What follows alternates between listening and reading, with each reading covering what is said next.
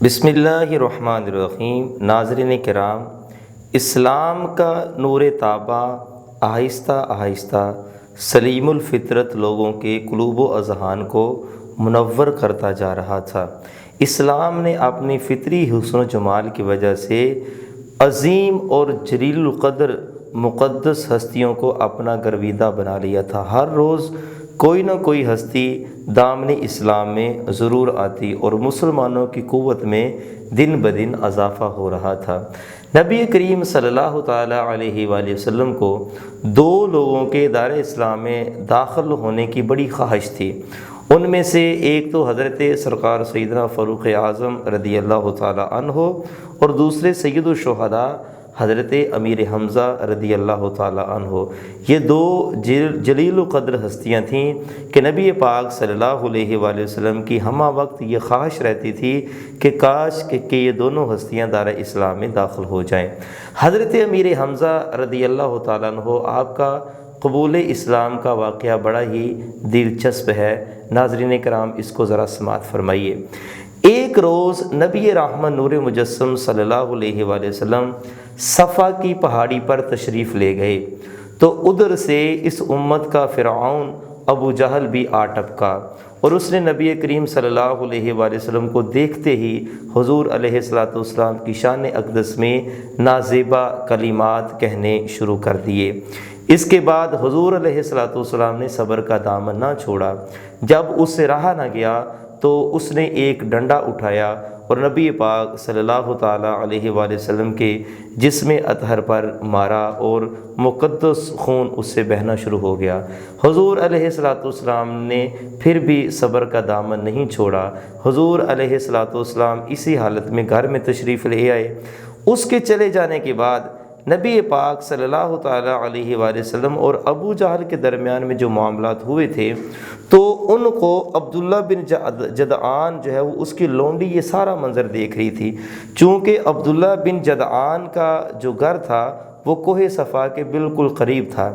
حضرت امیر حمزہ رضی اللہ تعالیٰ عنہ حسب معمول شکار سے واپس جب تشریف لے کر آئے تو آپ کا یہ معمول تھا کہ جب شکار سے تشریف لے کر آتے اور آپ بغیر خالی ہاتھ نہیں آتے تھے، یعنی صبح کے وقت آپ شکار کو جاتے تو چاشت اور اشراق کے وقت آپ آتے ہی سب سے پہلے آپ خانہ کعبہ کا طواف کیا کرتے تھے۔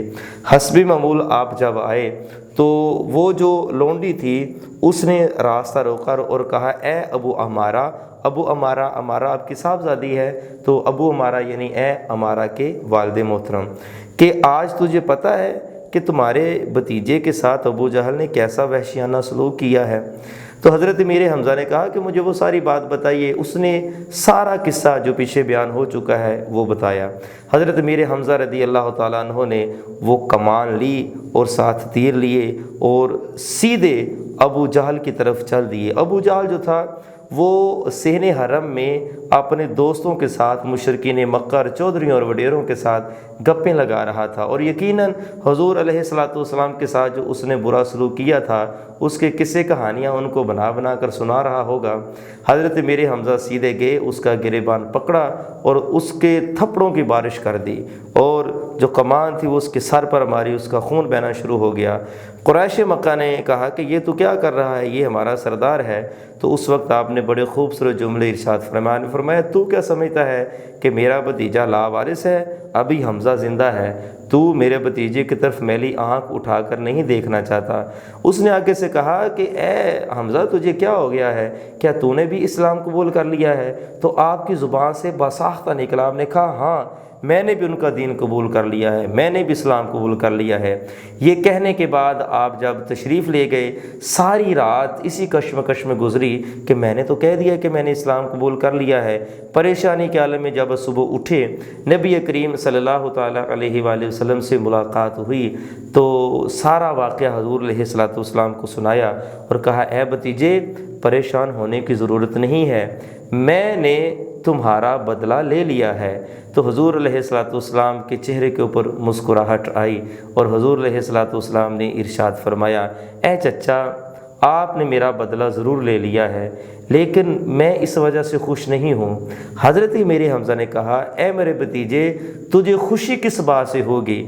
تو حضور علیہ الصلوۃ والسلام نے کہا، اے چچا، اگر آپ دار اسلام میں آ جائیں، اگر آپ اسلام قبول کر لیں تو مجھے بہت خوشی ہوگی۔ اتنی بات کہنے کی دیر تھی کہ حضرت امیر حمزہ نے فوراً کہا، اشہد ان لا الہ الا اللہ وحدہ لا شریک لہ واشہد ان محمدا عبدہ ورسولہ۔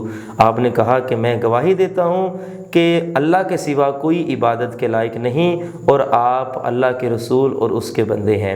یوں حضرت امیر حمزہ رضی اللہ تعالیٰ عنہ آپ دار اسلام میں داخل ہوئے اور اسلام کو تقویت ملی۔